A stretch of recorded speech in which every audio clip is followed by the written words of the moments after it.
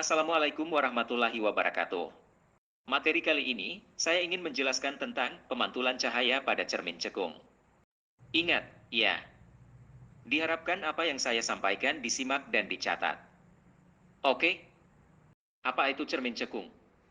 Cermin cekung adalah cermin yang memiliki bentuk lengkung, di mana permukaan cermin yang memantulkan cahaya melengkung ke dalam. Cermin cekung memiliki sifat konvergen, mengumpulkan cahaya, karena berkas cahaya yang datang dan mengenai permukaan cermin cekung akan dipantulkan menuju satu titik. Karena sifat ini maka banyak sekali pemanfaatan cermin cekung dalam kehidupan sehari-hari, salah satunya adalah pemantulan pada lampu senter, lampu belajar, maupun lampu mobil. Cermin cekung pada senter digunakan untuk mempertajam penerangan lampu sehingga menjadi lebih terang, terutama pada malam hari dan mampu menerangi dengan jelas suatu benda walaupun jaraknya cukup jauh. Selanjutnya, bagian-bagian cermin cekung. Berdasarkan gambar 4 di atas, tampak bagian-bagian cermin cekung yaitu SU adalah sumbu utama cermin.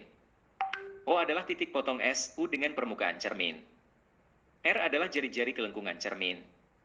P adalah titik pusat kelengkungan cermin. F adalah titik fokus atau titik api. F kecil adalah jarak fokus.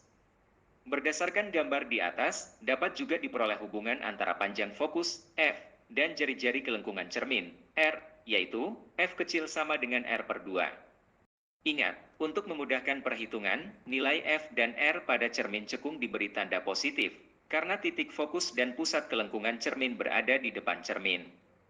Misalnya jika R sama dengan 4 cm, maka F sama dengan 2 cm. Sedangkan pada cermin cembung F dan R bertanda negatif, karena titik fokus, cermin terletak di belakang cermin. Selanjutnya, sinar-sinar istimewa pada cermin cekung. Ada 3 konsep sinar-sinar istimewa pada cermin cekung yang perlu untuk dipahami yaitu. Yang pertama, sinar datang sejajar dengan sumbu utama, SU, cermin akan dipantulkan menuju titik fokus, F.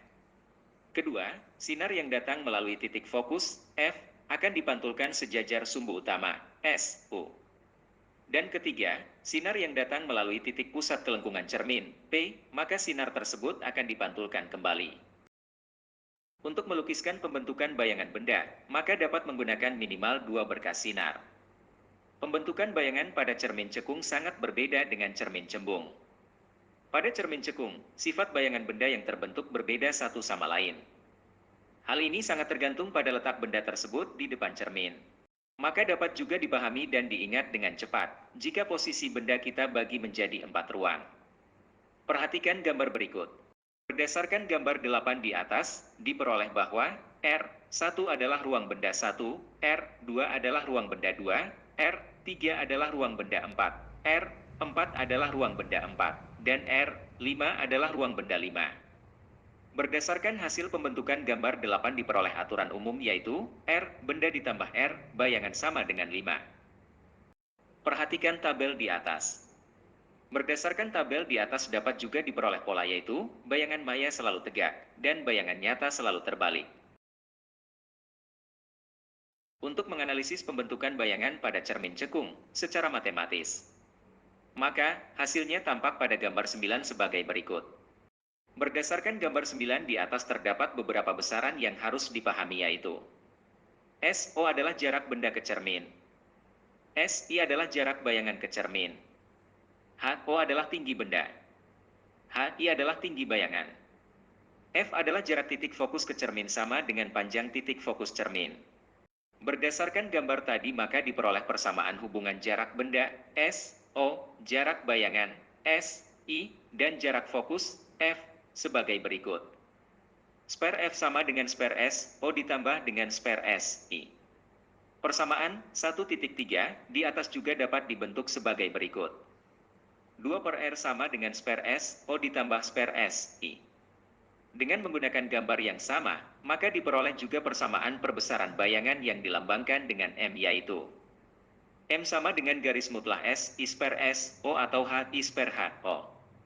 Tanda mutlak pada persamaan 1.5 muncul untuk merubah jarak dan tinggi bayangan yang tandanya negatif, sehingga menjadi positif, karena perbesaran M harus bernilai positif.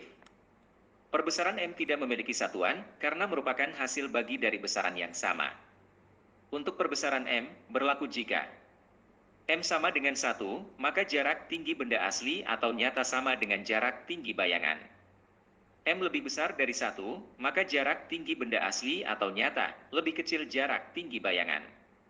Sedangkan M lebih kecil dari 1, maka jarak tinggi benda asli atau nyata lebih besar dari jarak tinggi bayangan. Materi tentang pemantulan cahaya pada cermin cekung cukup sampai di sini. Selamat belajar dan tetap semangat!